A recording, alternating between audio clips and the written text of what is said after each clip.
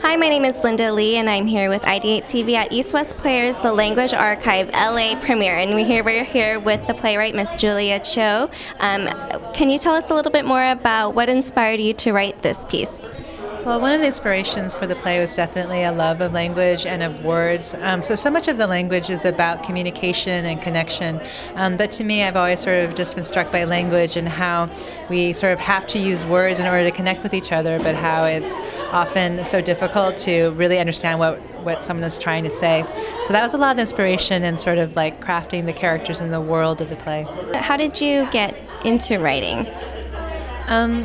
You know, I think that in some ways the foundation for me going into writing was probably laid when I was really young, because I was just such a big reader. Like, I loved reading.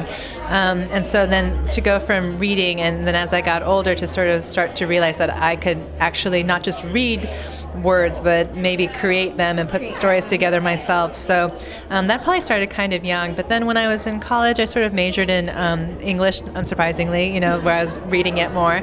And then sort of a shift happened when I was in college, where I started taking writing classes. And so that's kind of where that shift from being an avid reader to being someone who wanted to try writing happened.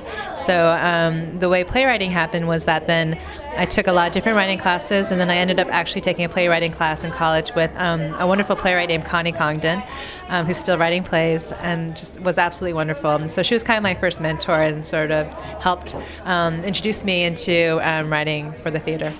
Do you have any fun stories or challenges you can share with us from this process? No, although I think one of the fun things about this production is that the way I wrote the play is there's actually a stage direction in the play that says at one point that the entire theater should have the overwhelming scent of bread. And so I think the stage direction is something like, you know, at that moment the theater is flooded, and I mean flooded with the smell of bread.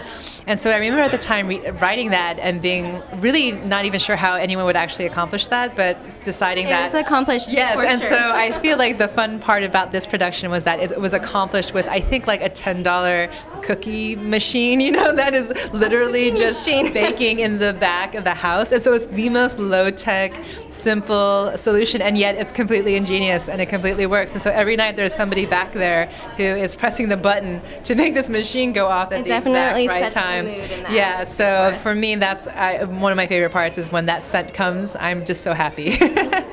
Well, congratulations on such a great show tonight. Thank you so much for taking the time to talk to us.